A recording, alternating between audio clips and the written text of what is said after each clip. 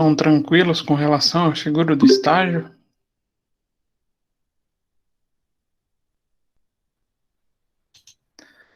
Sim, mais ou menos.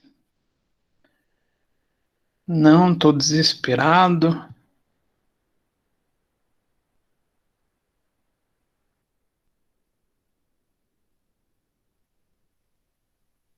Vocês podem falar comigo, tá? Não tem problema nenhum.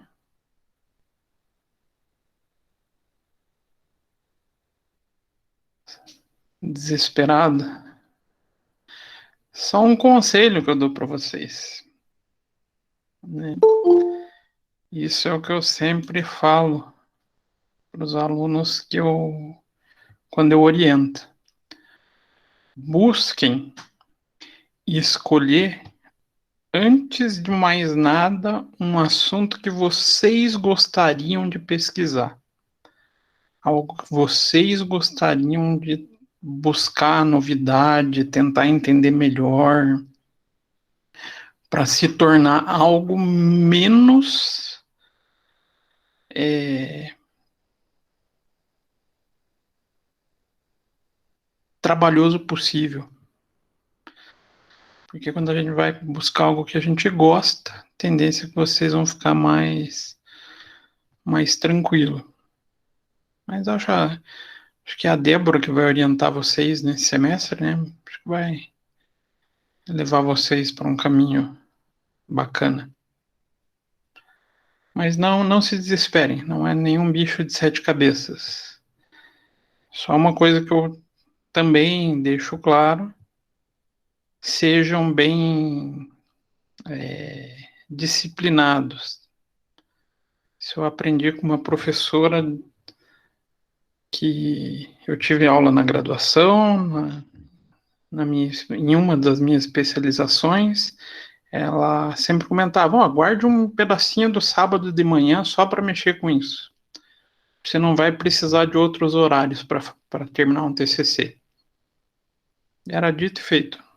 Era 1, 2 horas no sábado. Chegava no fim do ano, estava com o trabalho pronto. Então vale a pena essa reserva de horário. Mas não se desesperem. Então, coloquei para gravar já coloquei. Então, oficialmente, boa noite a todos. Então, a gente vai dar sequência no que a gente vinha discutindo. Estávamos conversando sobre a atuação do perito, quando que surge essa possibilidade, né? Então vamos compartilhar aqui o material com vocês.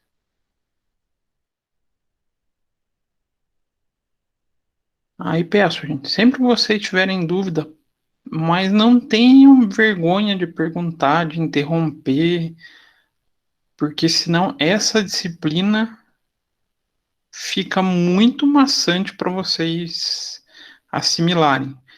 Então, perguntem, interrompam, tirem dúvidas, para realmente vocês compreenderem o processo. Isso é importante.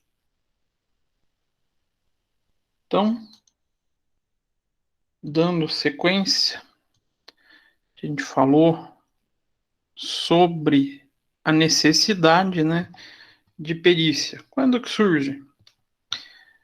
Demandando de uma necessidade do juiz. Então, está lá no Código de Processo Civil que o juiz poderá dispensar prova pericial quando as partes, na inicial e na contestação, apresentarem, sobre as questões de fato, parecer técnico ou documentos elucidativos que considerarem suficientes. Nesse momento, o juiz tem a possibilidade. Esse artigo permite o juiz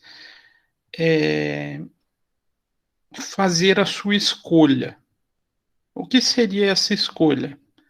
Então, primeiro, vamos lembrar o que é a inicial. Quem pode me ajudar?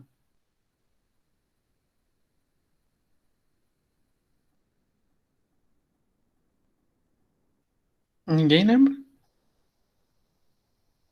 Não tenho medo de errar, podem falar, podem. Eu não, porque fale, Rafael, não tenha vergonha. Ou não lembra? Ah, bom.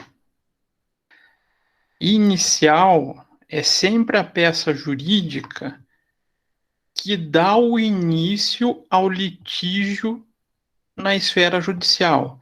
Então, é alguém reclamando o seu direito através de uma petição. E nessa inicial, então nessa petição, essa pessoa, essa empresa, vai depender da ação, né? Ela vai contar por que que ela está tendo essa movimentação jurídica, por que que ela está evocando esse direito dela e contando o que aconteceu no seu ponto de vista, trazendo o que ela acha que pode servir de prova ou que sustente o fato. Consequentemente, vai trazer o embasamento jurídico que ela tem como visão e faz um pedido. Ó, eu quero uma determinada indenização. Bacana. Aí se deu o início do processo. Então, nesse momento, é o que a gente tem como peça chamada de inicial. E a peça processual chamada de contestação é o ato da defesa da outra parte, é o contra-argumento. A justiça, ela teoricamente, né, vamos falar assim, ela tem que ser isenta. Então, a contestação é a peça onde a outra parte envolvida nesse processo vai poder apresentar a sua visão, a sua versão dos fatos, a sua documentação, as suas provas e também fazer pedido. Geralmente é um indeferimento do pedido da inicial. Em geral, é isso que se pede. Então, esses dois elementos processuais, eles vêm carregados de informações e de elementos que podem subsidiar a decisão do juiz ou não. Então, tem elemento suficiente, o juiz simplesmente ele vai dar sequência, dar sequência no processo. De repente, ele pode nem marcar audiência, tudo vai depender do seu ponto de vista sobre o processo, ou ele vai aí surgir a possibilidade do pedido de perícia. Então, ele resta com uma dúvida. Então, as partes não conseguiram, na inicial e na contestação, trazer elementos que fundamentem a decisão dele. Abre a brecha, então, abre a particularidade do pedido de perícia. Então, aí surge o momento da nomeação do perito. Aí surge o trabalho do perito e toda a movimentação, é o período mais corrido da vida do perito, é no início do processo, vocês já vão entender o porquê. Então, o autor ou réu, em um processo judicial, poderá também já, na inicial ou na contestação, solicitar a perícia. Ah, então não precisa ser só o juiz? Eu, autor, posso pedir a perícia? Posso. Mas sempre quem vai decidir, com base nesse artigo, se vai existir perícia ou não. É o juiz, não tem outra pessoa. Então veio por pedido de parte, quem vai deferir a perícia é o juiz. Então, pareceu seja na inicial, seja na contestação, o juiz vai analisar e vai demandar ou não o pedido de perícia. Ainda existe a possibilidade de nenhuma das partes solicitar, mas sim o juiz. Então, é o que eu estava comentando, ele lê o processo, identifica uma necessidade, então ele demanda auxílio de um conhecimento específico, ele pode solicitar o profissional especializado, no nosso caso, um profissional da contabilidade, para auxiliar ele a tomada de decisão. Então, ele vai buscar informações através da perícia contábil. Então, para fornecer elementos que possam auxiliar no julgamento da causa, ou informações que serão disponibilizadas por meio do laudo pericial. Aí, nesse caso, surge a nomeação do profissional de ofício. Então, eu, juiz de vara civil, surge um processo de financiamento bancário. Vocês acham que o juiz tem pleno conhecimento de cálculo bancário? O que vocês acham? Tem, não tem?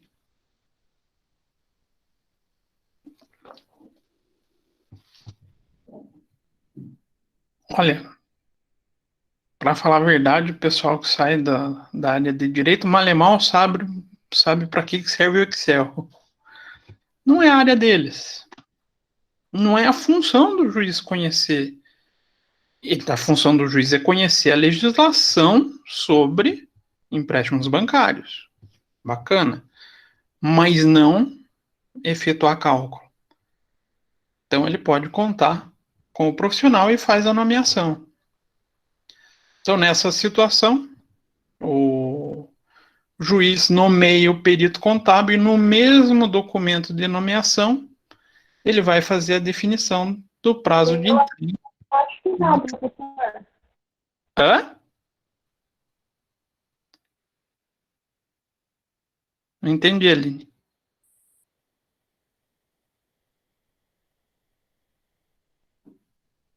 Acho que não era comigo.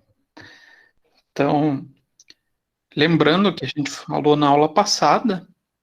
Professor, Oi, esse juiz geralmente é da área trabalhista? vai depender, pode ser de qualquer esfera. Então, vamos trazer possíveis exemplos. Existe uma ação, igual você falou, Franciele, trabalhista. Ah, surgiu a necessidade de cálculo de hora extra. O juiz não vai fazer cálculo de hora extra, ele vai demandar auxílio de um profissional que tenha know-how em cálculo de hora extra. Nomeia-se o perito contábil. Esse é um exemplo trabalhista. Ah, não. A gente está pensando na esfera civil. Tinha acabado de falar da revisão bancária. Aí já uma outra esfera do direito, né? Onde o juiz vai demandar um segundo tipo de perito que tem conhecimento em cálculo bancário. Ah, não, é uma dissolução de haveres. Dois sócios que estão se separando, mas daquela maneira não muito amigável. Vai demandar um perito também daí na esfera civil que que faça o cálculo dos haveres existentes na empresa que vão ser distribuídos entre esses sócios. Aí tem na policial, na criminal, né? Na esfera criminal, o que vocês acham? O perito contador.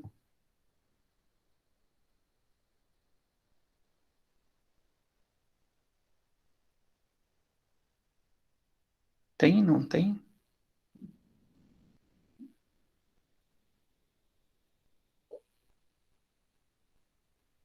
Tem. Um exemplo. Fraude.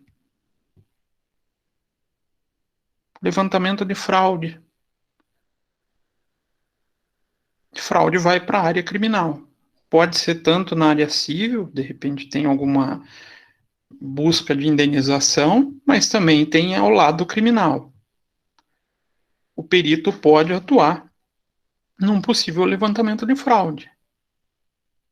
Exemplo, a gente está com um problema de desvio de caixa na nossa empresa.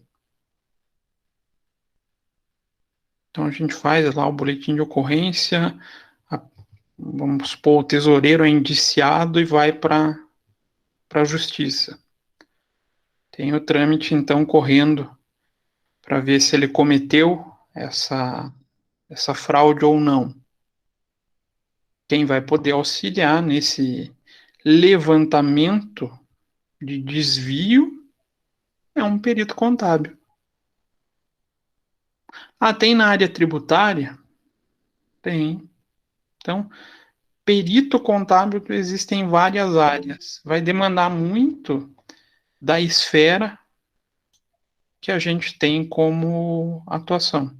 Por isso é importante que o perito, além de conhecer das leis, então do Código de Processo Civil, Código de Processo Penal, Código Civil, Código Penal, depende do que ele está atuando, ele também conheça as leis da matéria que ele atua. Então, se eu sou perito contador na área trabalhista, eu tenho que conhecer a área trabalhista. Tenho que ser considerado um especialista na área. Isso está até no conceito do perito contador, né? Que ele tem o conhecimento específico para poder atuar nesses segmentos. Então, voltando, até comentei na aula passada, então o juiz decidiu, a gente vai ter um perito. Então, o juiz pode ser assistido pelo perito quando a prova de fato depender de conhecimento técnico ou científico. Aí lá no artigo 156, parágrafo 1º, os peritos serão nomeados entre os profissionais legalmente habilitados, vinculados ao tribunal. A gente já tinha conversado na aula passada, né? Então, a pessoa precisa ser contador, registrado, regular e também cadastrado no tribunal. E ele traz uma peculiaridade lá no parágrafo 5º.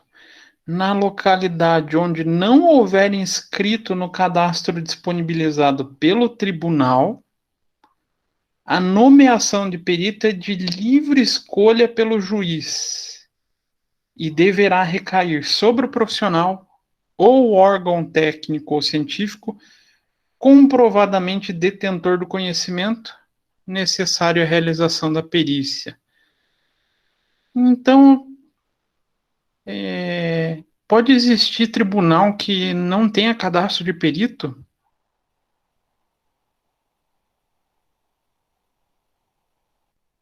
Será que tem isso ainda? Ou que não tenha? O cadastro existe, né? Que não tem um perito que esteja habilitado para atuar lá. Será que existe?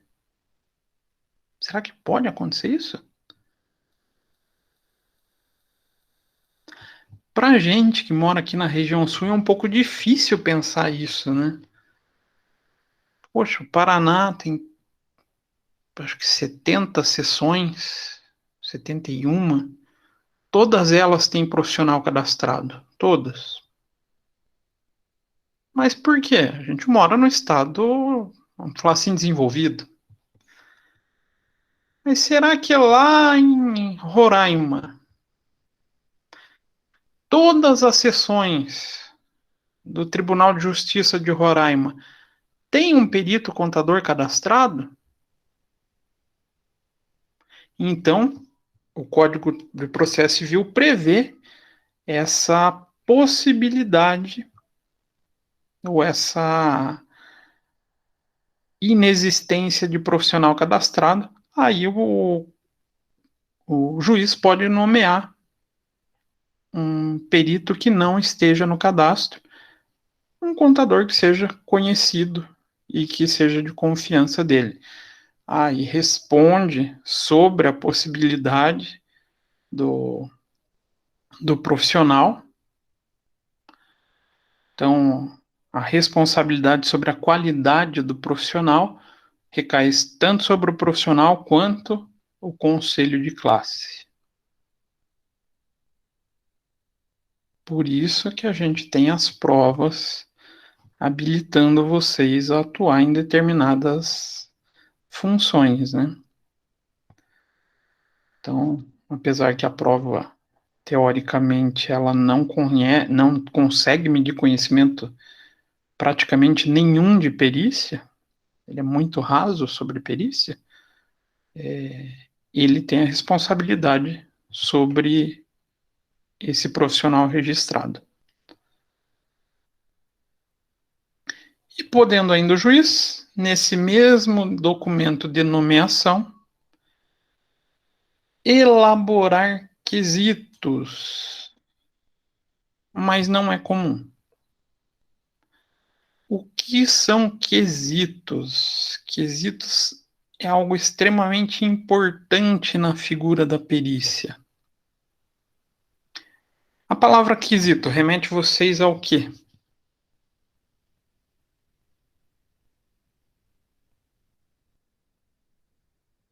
Ou não remete?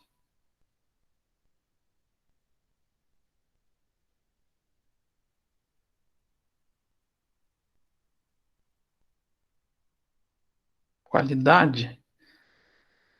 Não, não é bem qualidade. Obrigações? Não. Pontos que ele precisa. Agora a gente está chegando perto. Pontos que ele precisa. Esses pontos que ele precisa, na verdade, são perguntas ou elementos que ele necessita de esclarecimento.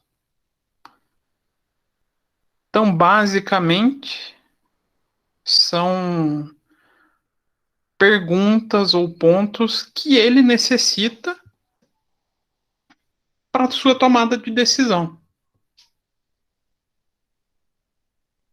Então, se o processo judicial lá está falando sobre hora extra, provavelmente os quesitos que serão lançados para o perito vão estar todos relacionados à hora extra.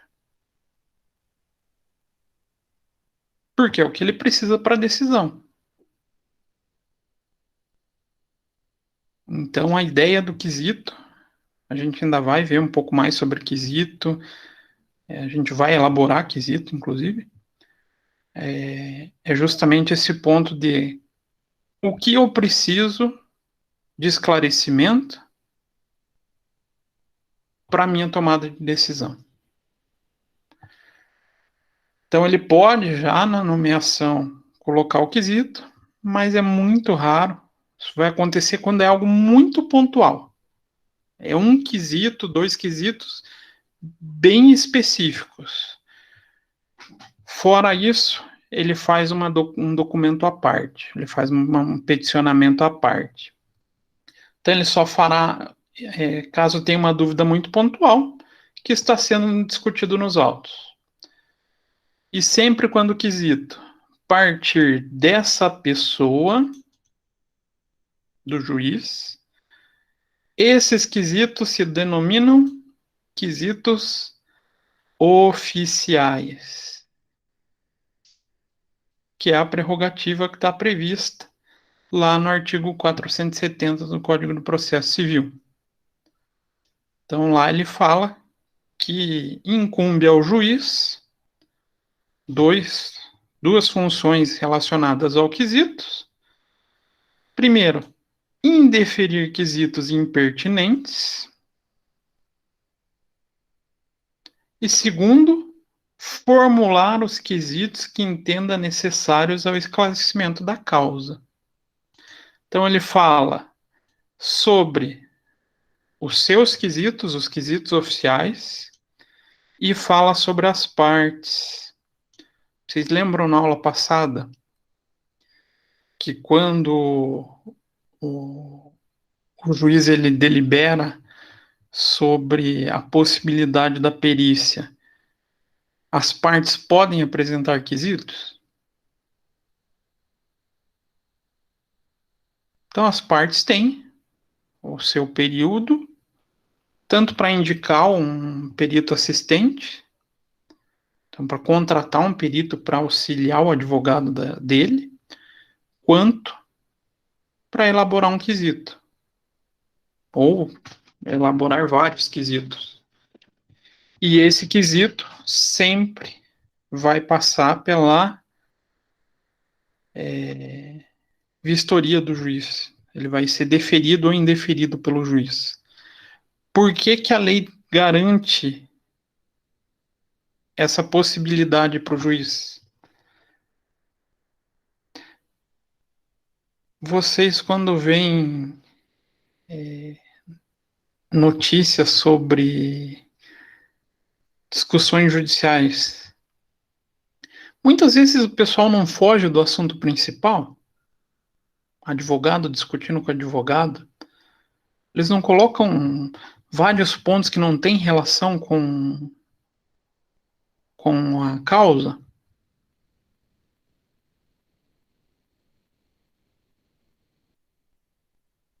Isso acontece, será? Sim. Ah, e por que que isso acontece? Muitas vezes é estratégia jurídica. Ah, eu quero dar um jeito de atrasar a causa. Eu vou começar a formular, eu vou apresentar quesito que não tenha nada a ver com o processo, só para demandar a análise do juiz, o indeferimento, e com isso eu vou prolongando o prazo. Ou eu vou elaborar quesito tendencioso que leve a decisão ou o fato especificamente para o meu contratante. Lembrando que o assistente ele é contratado de uma das partes. Mas na primeira hipótese, por que que muitas vezes isso acontece no Brasil? A conturbação do processo.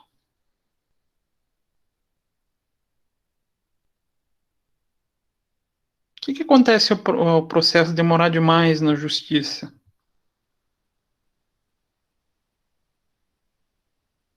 Não tem a famosa prescrição?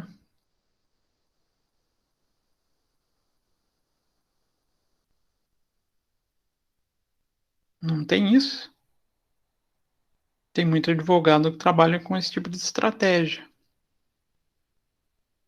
Eu vou conturbar o processo, buscando alongar ao máximo para fazer a prescrição.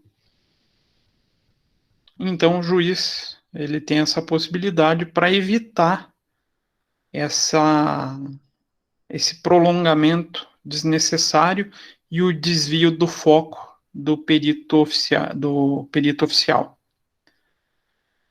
Claro, o perito nomeado, o perito oficial, ele sempre vai dar mais atenção no tal do quesito oficial do que no quesito das partes. Porque aqui é a dúvida do juiz, é ele o principal responsável pela decisão, ele vai ter mais foco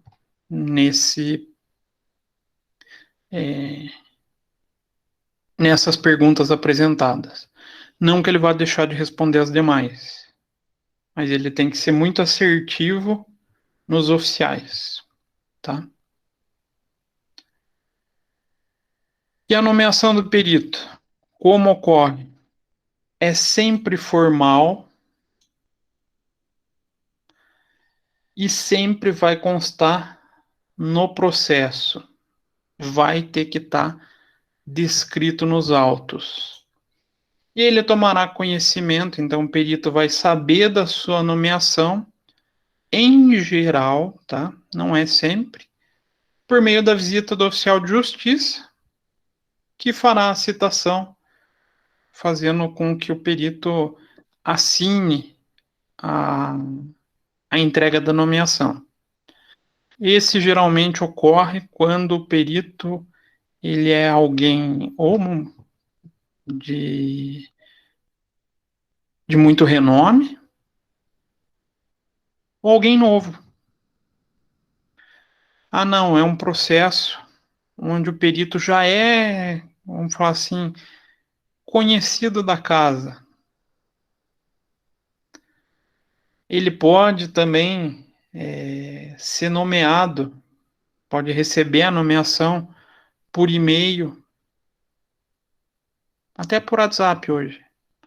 Hoje em dia até o WhatsApp está sendo aceito nos processos. Então ele pode ser nomeado de outras formas quando ele já tiver um relacionamento com a secretaria do fórum que ele trabalha.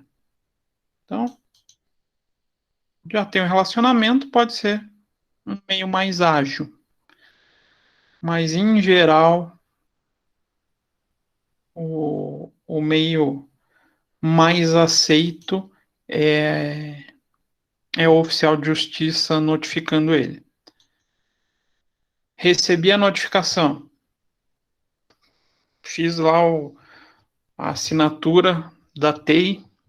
A partir daquele momento, eu tenho um longo prazo para fazer a minha escolha. Então, a partir da nomeação, o perito terá longos 5 dias para ir ao fórum, tomar conhecimento para qual ele foi nomeado e fazer o aceite ou a recusa. Bom o tempo, né?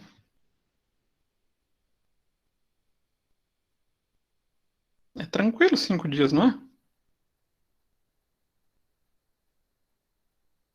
Não?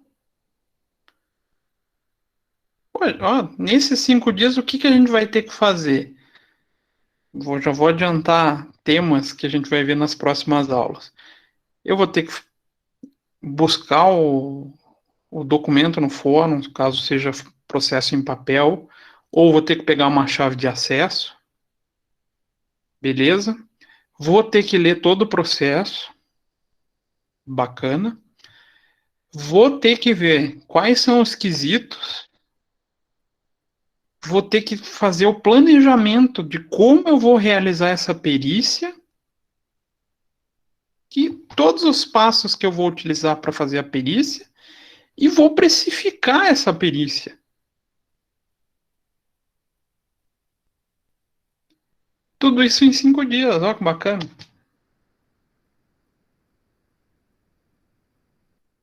Então é um período bem tranquilo na vida do perito, né? O início do processo é sempre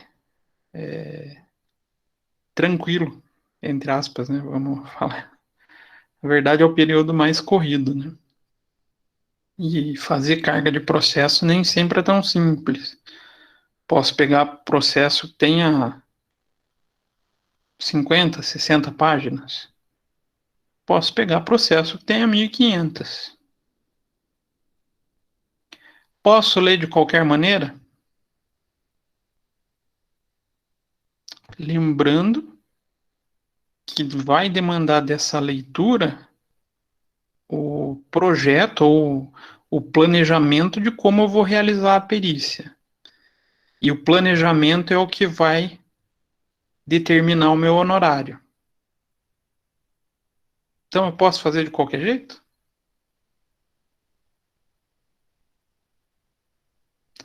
Não. O que vai acontecer se eu fizer de qualquer jeito? Qual o risco que eu corro?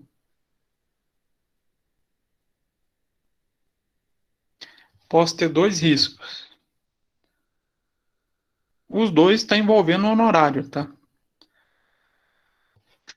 Planejar com um valor superestimado, as partes vão poder questionar o seu honorário. Então não é uma coisa tão boa, né? Ou o pior, posso subestimar o meu honorário. Subestimar, ninguém vai reclamar, né? Ninguém vai querer, tá cobrando menos? Não, coitado, tá errado. Vamos falar que ele tem que ganhar mais. Não, vão aceitar. E o que vai acontecer? Você vai trabalhar para ganhar menos dinheiro. Coisa que, como profissional de qualquer área, ninguém faz, né? Então é um perito de muita atenção pro, pro perito. Foi nomeado, 5 dias é bem árduo o trabalho. Ele vai ter que tomar muito cuidado, ter muita atenção, já vai fazendo reserva do que ele achar de importante e vai já preparando o seu trabalho. Então, exemplo de uma nomeação vai estar sempre numa peça processual.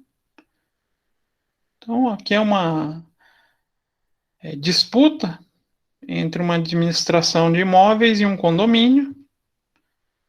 Então, ele conta um pedacinho do que está acontecendo, fala sobre a documentação, né, acompanhada de farta documentação, e uma vez que a prova pericial irá dirimir qualquer dúvida a respeito da discussão surgida entre as partes. O que ele está indicando aqui? Ou ela, né?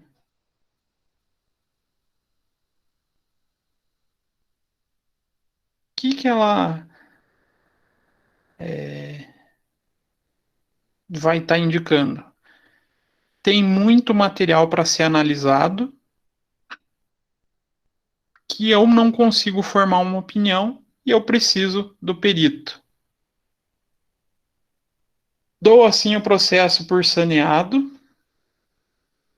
Para o perito, nomeio o doutor Mário Rondinella. Então, já nomeou quem que é o perito. Provavelmente alguém de, de conhecimento dela, do juiz, já deve ter trabalhado pela forma que ela deu de tratamento.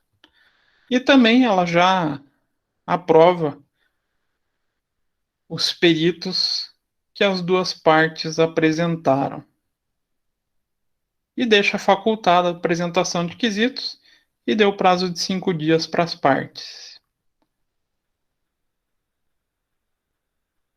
Então, a nomeação sempre vai vir no meio de uma peça processual. Surgiu essa peça, a secretaria do fórum vai ser informada e vai fazer o despacho para o Dr. Mário fazer o aceite ou a recusa da perícia.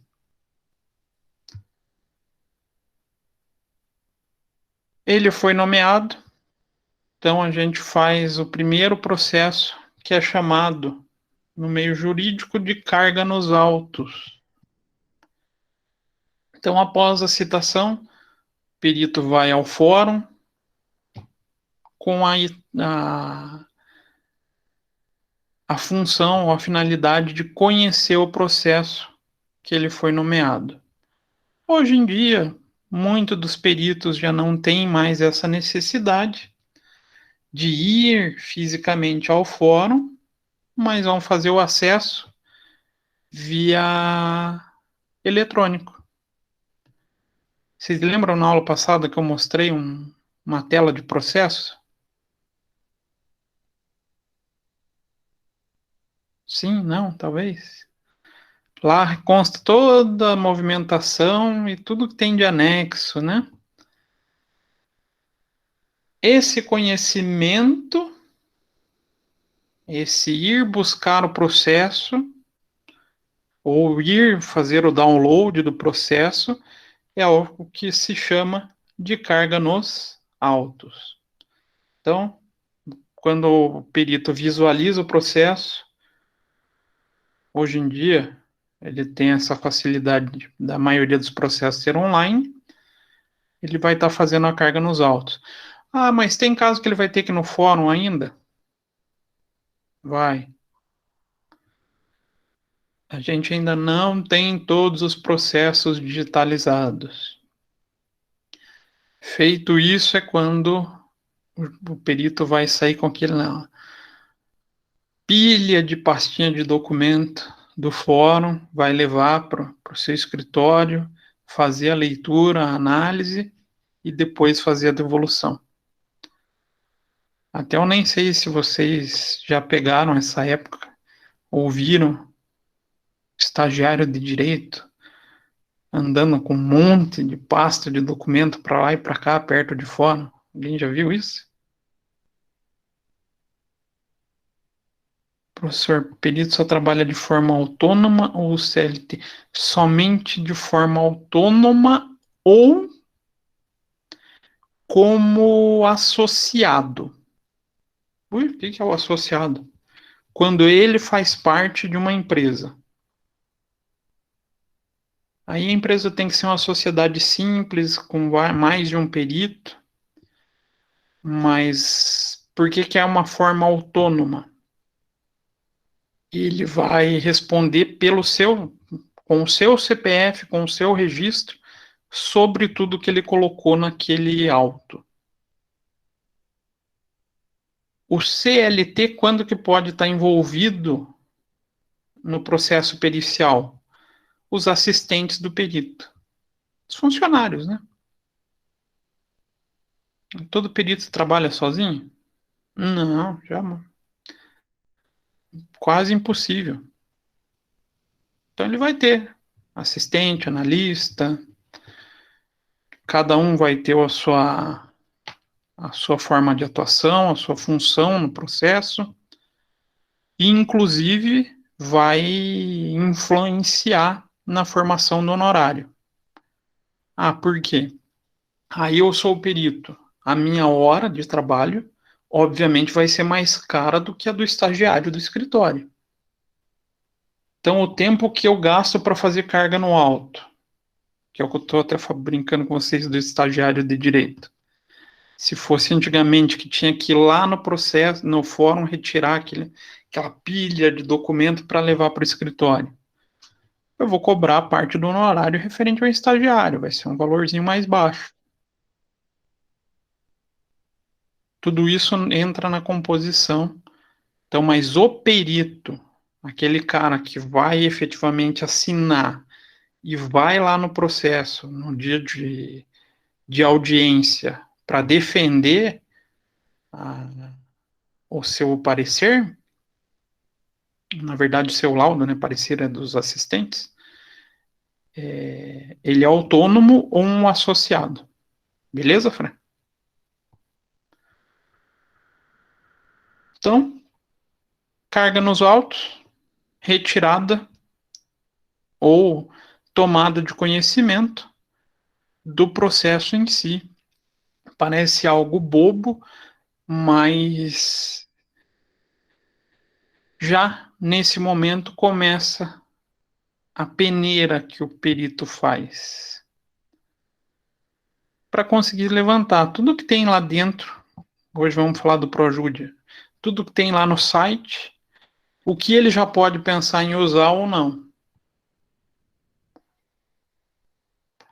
Segunda etapa, então, desses 5 dias, é a que vocês mais gostam de fazer no dia a dia, né? Leitura. Então, fazer a leitura do processo. Então, de posse do processo, o primeiro passo é tomar conhecimento do que está sendo discutido nos autos. Qual que é o ponto que está sendo discutido, o que está gerando a discórdia. Então, levantar qual o objeto de litígio do processo. E como que ele vai conseguir fazer esse apontamento? Lendo o processo para se inteirar do que está sendo discutido, do que está em degladiação. Então, nesse momento, hoje que a gente tem o processo praticamente eletrônico, a sugestão é sempre já separar dentro do seu servidor ou do seu computador uma pastinha contendo pelo menos número de processo e vara de tramitação para separar o material que você está lidando. Por que número de processo e vara de tramitação? Esses são os dois elementos básicos para a gente conseguir acesso ou conseguir resgatar qualquer informação do processo. São os documentos chaves. E nesse processo de leitura, já vai separando tudo que você achar pertinente ou não. Então, vocês estão fazendo a leitura de um processo de discussão referente a um empréstimo bancário. E lá na leitura vocês veem um anexo que é o contrato de empréstimo. Vocês vão separar esse documento? Já vão aproveitar e separar?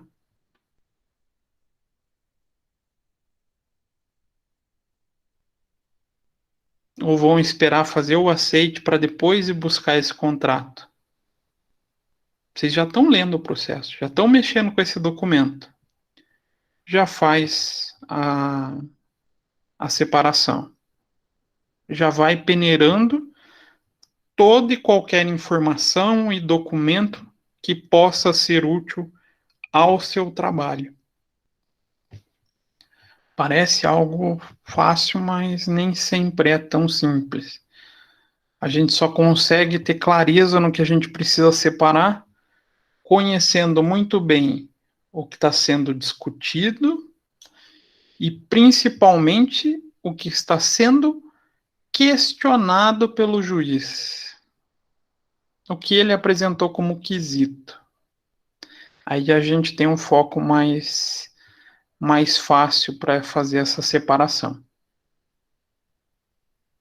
Opa. Então, a leitura deve ser sempre por inteiro.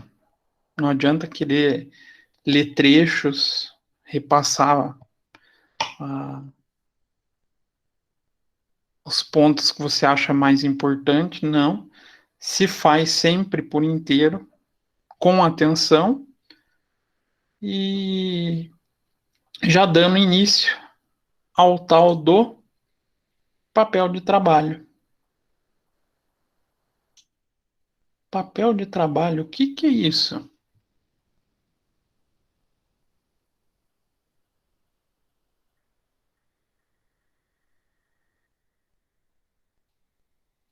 O que será que é papel de trabalho? Apesar que hoje a gente não usa papel mais, mas o nome técnico dado para esse elemento ainda é papel de trabalho. E é usado por dois profissionais, peritos e auditores. São todas as anotações, cálculos, levantamentos que permitam um embasamento do laudo ou parecer emitido pelo perito. Então, a gente faz o laudo, escreve, responde tudo bonitinho para o juiz, mas a gente tem toda uma relação de documentação que dê um embasamento para aquela resposta. E é importante ter um controle dos papéis de trabalho?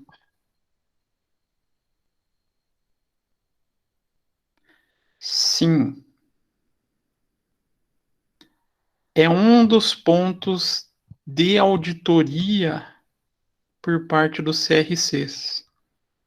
Então, um fiscal do CRC vai auditar um escritório de auditoria ou de perícia, o foco deles vai basear principalmente nos papéis de trabalho, como foi elaborado isso. Então, vocês vão ver essa figura apesar de não ser do mesmo modo, essa figura vai estar presente também na disciplina de auditoria. Então, que eu falei, né, não necessariamente é papel, mas hoje em dia a gente tem de maneira eletrônica essa relação de informações de suporte para a geração do laudo. E a leitura de todas as folhas do auto é extremamente importante e útil, haja vista que em alguma folha, algum pedaço de uma decisão já pode ter uma prévia do juiz. Então, por exemplo, a gente passou pela decisão saneadora. O que é uma decisão saneadora? Não é a decisão final do processo.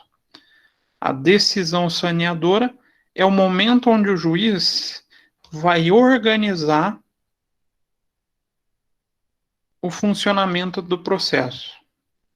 Então, ali nesse momento, ele vai ver se precisa de audiência, se não precisa, se os documentos são hábeis, não são, se vai precisar da auditoria, não vai.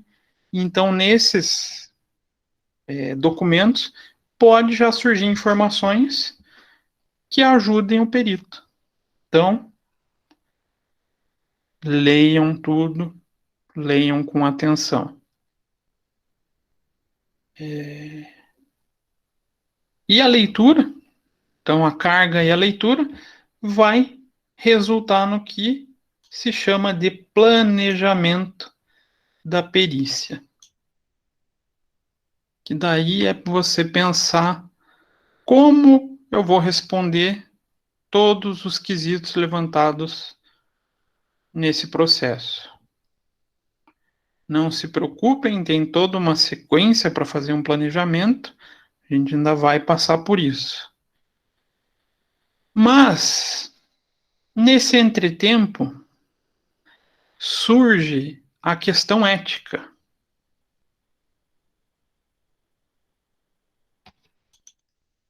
E a questão ética pode levar a essas duas situações: impedimento e suspeição. Impedimento é uma palavra bem tranquila para a gente pensar, né? É quando alguém está impedido de algo. E suspeição? Está na moda na mídia, né? Então, só que daí é de um juiz. A gente está escutando falar muito, tem muita notícia na mídia sobre a suspeição do Moro para julgar o Lula. A suspeição é quando existe dúvidas sobre a idoneidade de alguém na participação do processo. Então, assim como existe para juiz, existe para perito.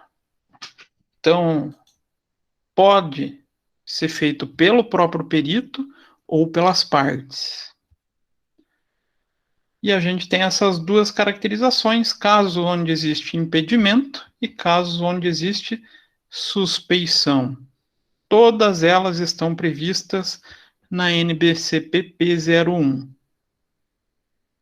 Então, durante a leitura, o perito poderá identificar alguma circunstância que o impeça de elaborar o laudo, seja por impedimento, seja por suspeição. Então, lá nos itens 16 a 19, ele fala sobre esses impedimentos e suspeições. Então, item 16. São situações fáticas ou circunstanciais que impossibilitam o perito de exercer regularmente suas funções ou realizar a atividade pericial em processo judicial ou extrajudicial, ou mesmo na arbitral. Os itens previstos nessa norma explicitam os conflitos de interesse, motivadores de impedimentos e suspeições a que o sujeito, aqui está sujeito o perito, além do termo do Código de Ética, né? Então, para que o perito possa executar suas atividades com isenção, é fator determinante que ele se declare impedido após nomeado, contratado ou escolhido, quando ocorrerem situações previstas nessa norma, que é a NBCPP 01, nos itens abaixo. A gente já vai passar por esses itens. E o 18. Quando nomeado em juízo, o perito deve dirigir petição no prazo legal, justificando o porquê que ele não pode atuar no processo. É o único caso que existe um documento formal, efetivamente, que tem um rito onde ele fala: eu não posso trabalhar nesse processo. Quando indicado pela parte e não aceitando o encargo, o perito contador assistente deve comunicar a ela a sua recusa devidamente por escrito e com cópia ao juiz. Então, o item 18 é o perito oficial, ele vai nos falar pro contratante dele, que é o juiz, que não pode participar. E o 19 é quando uma parte me contrata para trabalhar como assistente e por algum motivo eu não posso atuar nesse processo, seja por impedimento ou suspeição, algo que interfira na lisura do processo. 3 possibilidades. Então, essas situações factuais que a norma prevê são classificadas em impedimento legal, impedimento técnico-científico e a última, e a mais perigosa, tá? Essa é bem perigosa mesmo, suspeição. Impedimento legal. Então, são acontecimentos que, por lei, impedem o perito de executar o trabalho pericial, tal como preconizado no item 20 da NBC-PP 01. O que é por esse impedimento legal? A legislação, o Código de Processo Civil, ele é muito vago no que impede um perito de trabalhar. A NBCPP, ela veio trazendo situações factuais que exemplifiquem o impedimento legal. Então, primeiro, o perito contador nomeado ou escolhido deve se declarar impedido quando não puder exercer suas atividades com imparcialidade ou sem qualquer interferência de terceiros, ou ocorrendo ao menos uma das seguintes situações. Primeiro, for parte do processo. Faz sentido eu me declarar impedido de atuar como perito se eu for parte do processo? Se eu for autor ou réu? Mas muito sentido, né? Imagine eu atuando como um perito onde eu sou o autor. Existe uma grande tendência de eu tentar levar a resposta para me beneficiar. Então, se eu sou parte do processo, não tem nem o que discutir e eu me declaro impedido. Segundo, tiver atuado como perito contador contratado ou prestado depoimento como testemunha no processo. Então a parte A, o autor me contratou já como perito assistente em uma fase anterior. E o juiz, vamos supor que seja uma segunda instância, me nomeia. faz sentido eu aceitar a nomeação? Eu já trabalhei para uma das partes. O meu trabalho vai poder ser questionado? Vai, não vai? Como eu já fiz um trabalho para uma das partes, a dúvida sobre a minha idoneidade, não sobre a idoneidade, né? Idoneidade é pesada, mas sobre a minha tendenciosidade a favorecer ele pode existir. Então, o ideal é já se declarar suspeito. Tiver mantido nos últimos 2 anos ou mantenha com alguma das partes seus procuradores relações de trabalho como empregado, administrador ou colaborador assalariado. Já fui funcionário do réu.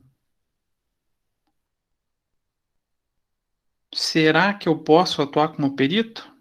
Ou isso pode gerar questionamento sobre a minha índole, sobre o meu tratamento imparcial? Pode ser que, mesmo que eu tivesse tido uma situação muito ruim que eu não fosse favorecer ele. Então vamos supor que eu trabalhei nos últimos 2 anos e fui mandado embora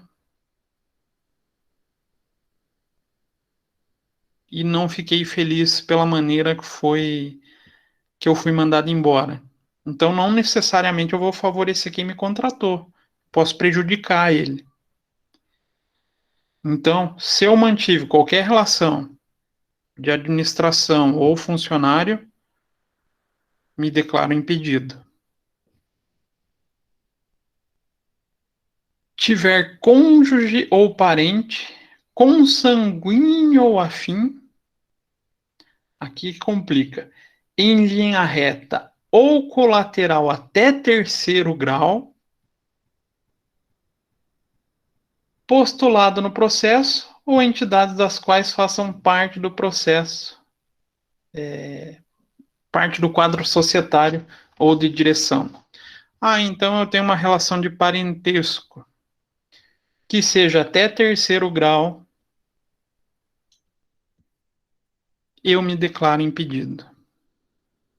Ah, professor, mas o que é em linha reta?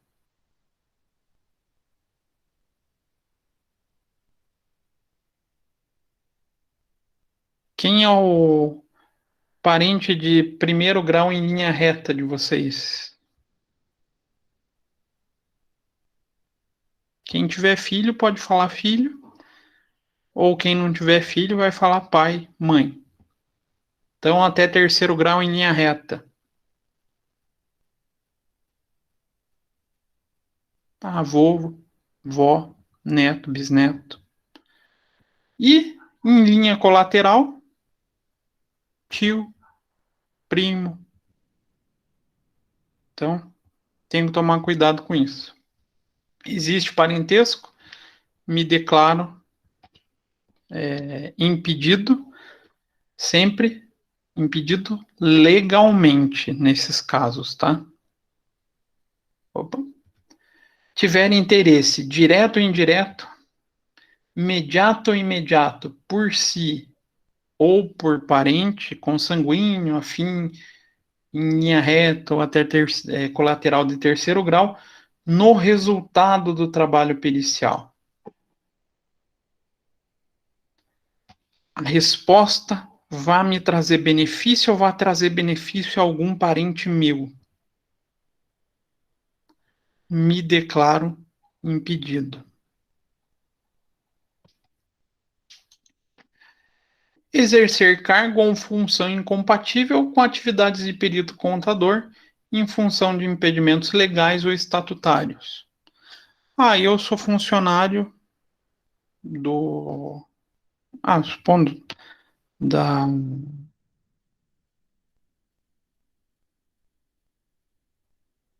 da União. Trabalho 40 horas. O estatuto do funcionário público da União vai me impedir de exercer outras atividades. eu exercendo o cargo ou função incompatível. Tem um bom exemplo disso. O professor de perícia da UFPR é um dos poucos professores que não é dedicação integral, que não é 40 horas. Por quê? Para não gerar um impedimento legal em relação à sua função. Ele é só 20 horas. Esse aqui fica mais fácil, né? Receber dádivas de interessados do processo. Você recebeu alguma coisa, algum brinde, alguma premiação, algo que possa gerar suspeita, uma dádiva, você se declara impedido. Subministrar meios para atender às despesas do litígio. Aqui é a maior cagada que pode existir. Eu utilizar uma das partes para custear minhas despesas durante o processo. Nunca se faz isso. Você coloca tudo no planejamento e na precificação do honorário. Se você fizer isso, você vai poder estar sendo impedido. É claro, essas daqui é mais difícil do próprio perito se declarar. Mas todos esses fatos podem levar ao pedido de impedimento ou suspeição por parte. Então, o autor sabe que eu recebi dádiva do réu. Ele pode pedir o impedimento para o juiz. Então, a última, receber quaisquer valor ou benefício, bem ou coisa, sem autorização ou conhecimento do juiz ou árbitro. Isso vale para qualquer valor, tá, gente? Vou receber uma doação de meu avô que está fazendo um inventário em vida. Posso receber? Será que eu posso ou não? Será que isso vai interferir na minha lisura? Vai gerar dúvida sobre a minha pessoa? Se eu não falar nada, vai. Por isso, eu recebo e passo a informação para o juiz. Informo que eu estou recebendo um apartamento de doação pelo meu avô. Aí não tem problema nenhum. Não declarou, vai gerar um impedimento legal. Dúvidas, perguntas sobre impedimentos legais? O que eles têm como essência, esses impedimentos legais?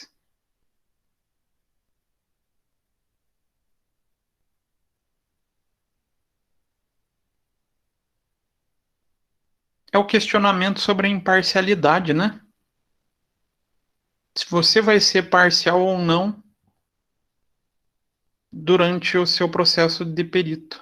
Assim como o juiz tem que ser imparcial, o perito também. Então, esses são casos que são mais direcionados, onde a pessoa consegue identificar mais fácil que aquela pessoa não pode atuar no processo.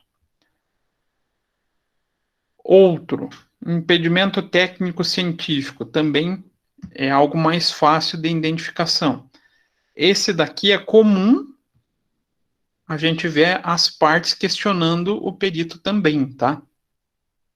O impedimento legal, a gente costuma encontrar as partes fazendo questionamento. O impedimento técnico-científico já é uma ferramenta mais do perito nomeado. Eu fui nomeado e por um determinado fator dentre esses três, não tenho condições de atuar no processo. Então, são acontecimentos que, por falta de conhecimento de estrutura laboral ou ainda circunstancial, impedem o perito de executar o trabalho. Então, são características puramente técnicas ou científicas.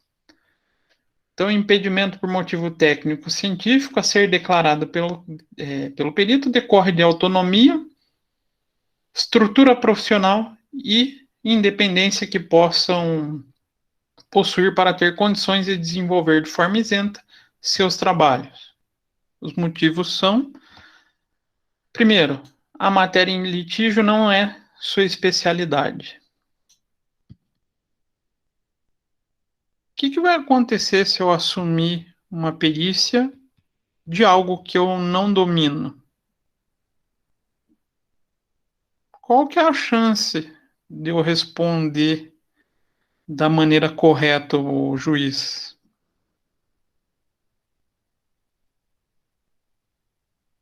Quase zero, né? Ah, eu posso pegar e fazer isso? Até posso. Mas o que pode acontecer se eu pegar e a minha resposta não for satisfatória? Primeiro, o juiz vai considerar a sua perícia inservível. Resultado, você não recebe o honorário, mesmo tendo trabalhado. E o segundo, você não vai ser nomeado para novas perícias por esse juiz.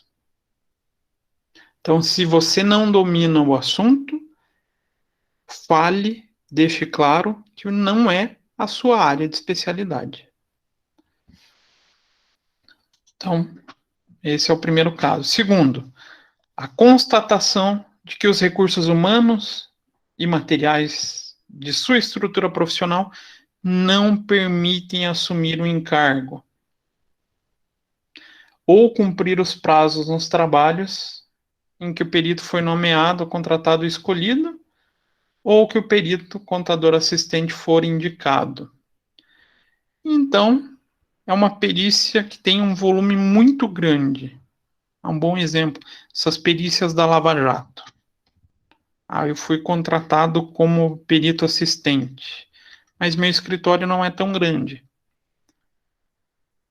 Eu vou me declarar impedido por não ter estrutura para conseguir fazer o trabalho. Isso acontece. Ou eu tenho um grande escritório, com uma equipe bem farta, bastante funcionário, mas eu já tenho um número de perícias muito grande para ser atendidas. Não vou ter condições de atuar. Me declaro impedido.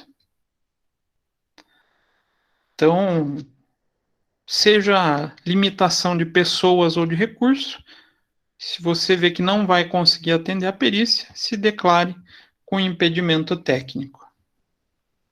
Também não é problema nenhum. Na verdade, sempre quando a gente se declara impedido por algum dos motivos, isso aumenta a nossa credibilidade com o juiz. Porque ele constata de maneira clara a nossa posição idônea.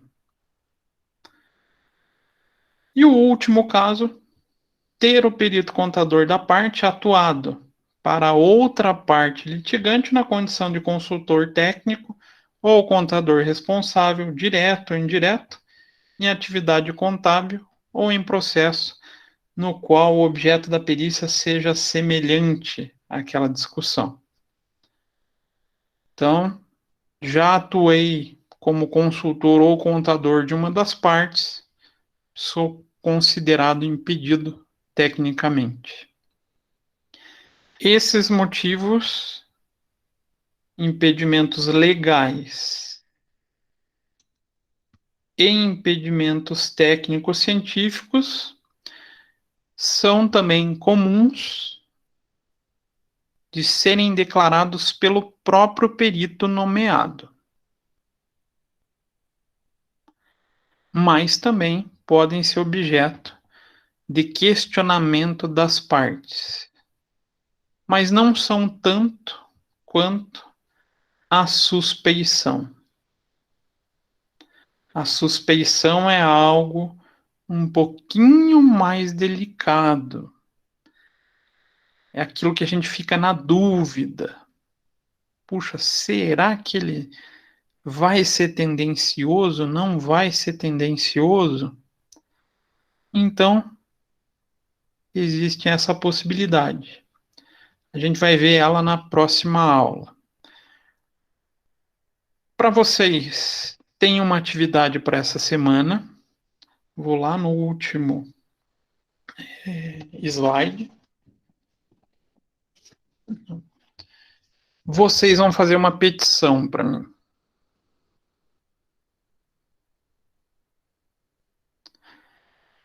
E aqui tem alguns elementos mínimos que a gente tem em uma petição. Então vocês já vão começar a se habituar com esses modelos. O que vai ser a atividade? Vocês vão ser nomeados para um determinado processo e vocês vão simplesmente se declarar impedido.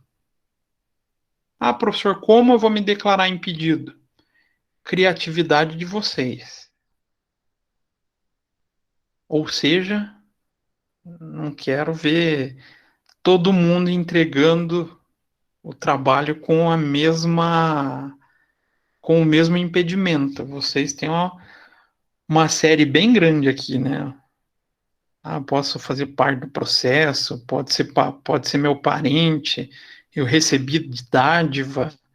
Vai da criatividade de vocês. Ah, não, eu não conheço a matéria em discussão. Ah, não, eu já estou com um acúmulo de trabalho no meu escritório. Então, vocês vão se declarar impedido. E o modelo que eu trago para vocês tem os elementos essenciais. Sempre quando vocês forem começar uma petição, direcionem ao juiz. Então, excelentíssimo senhor doutor juiz da primeira vara de Justiça Federal de São Paulo. Vocês repararam que não foi colocado nome?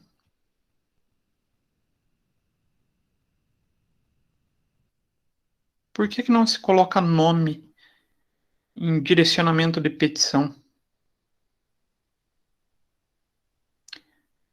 O juiz está sempre na mesma comarca, na mesma vara, ou ele pode ser transferido, pode ser promovido, pode virar desembargador. Então, a gente trata sempre ao juiz da vara,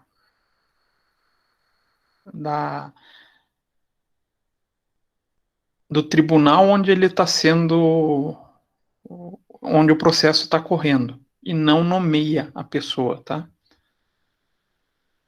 Aí aquelas informações, opa, cadê aqui?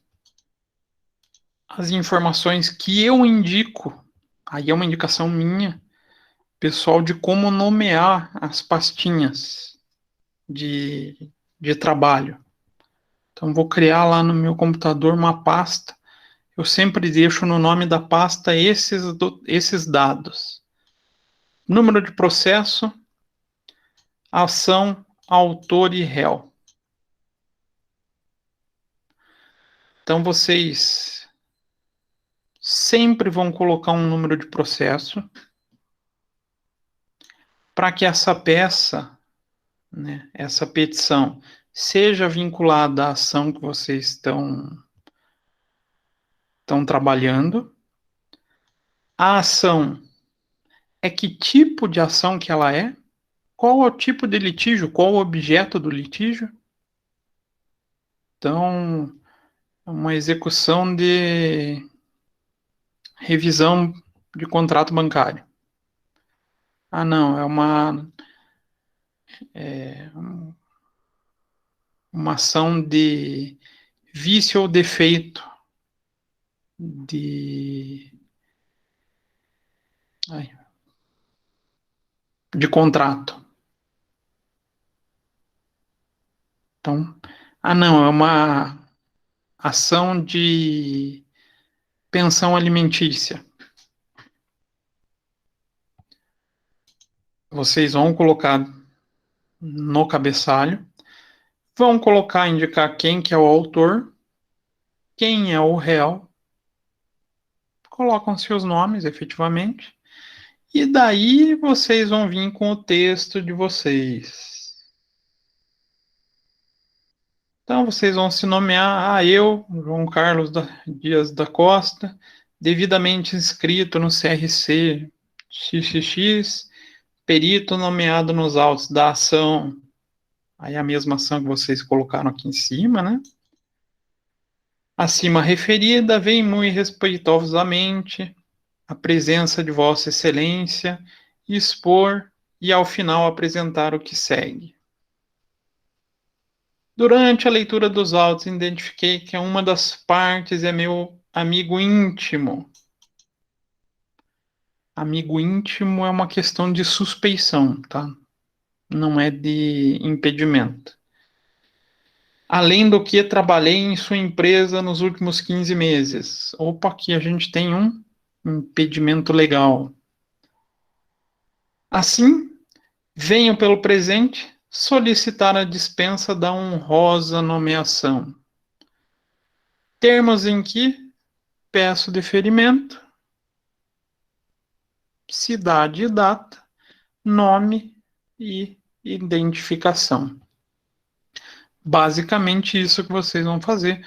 Vocês vão direcionar a recusa ao juiz da ação que eu resumi para vocês lá. Tranquilo? Dúvidas, perguntas, questões? Tá todo mundo dormindo?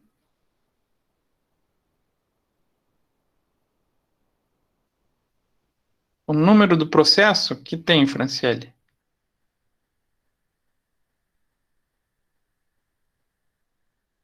O número do processo vai estar lá, tá, gente? Não se preocupe.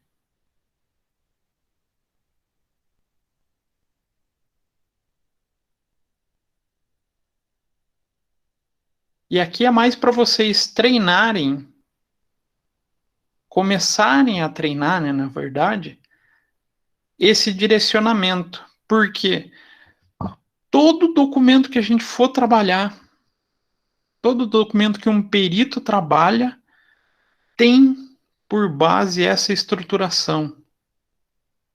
Então a gente sempre faz esse direcionamento, essas informações, como se fosse um cabeçalho, né? Faz parte do rito processual. Então vai ter o nome do autor, o réu, que tipo de ação.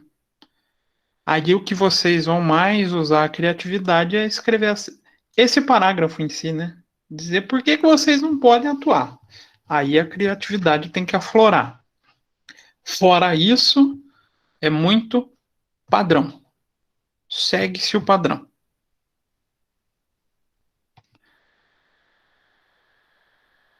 Mais alguma dúvida? Mais alguma pergunta? Sim, não, talvez. É possível. Quem sabe? Nessa hora vocês começam a não ter mais dúvida de nada, né, gente? Quanto mais o tempo vai passando, menos dúvida vai tendo. Deixa eu interromper aqui, ó. Esse modelo daí tá lá no material que tá no AVA, né? O autor e o réu teria que colocar o que mesmo? O nome da pessoa. Então, o autor, fulano de tal, réu, ciclano. É quem tá brigando mesmo. A gente aponta quem que tá no quebra-pau. E por que que eles estão quebrando o pau? Então a gente faz essa identificação. Quem são as pessoas que estão quebrando o pau e por quê? É até engraçado quando a gente lê as peças jurídicas, a parte dos advogados, eles, além de trazer toda essa parte, eles sempre fazem um breve resumo do que já está acontecendo no processo. Fica algo maçante de ler às vezes, tá, gente? Bem. Puxa, isso eu já li em algum lugar. Aí você pega outra peça. Puxa, estou lendo de volta. Puxa, é a quarta vez que eu estou lendo. Então, mas são formas que o meio jurídico trabalha, né? Aí a gente tem que se adequar à forma deles. As dúvidas só vêm quando começa a fazer? É verdade, Gilberto. Mas essa peça vai ser tranquila, tá? Vai ter peça mais para frente que vai dar um pouquinho mais de incômodo. Que vocês vão se sentir um pouquinho mais incomodados para fazer. Mas aí vocês têm meus contatos, foi surgindo dúvida, pode me chamar, pode ser por WhatsApp, pode ser por e-mail. Vocês podem ficar livres para questionamento. Beleza, gente?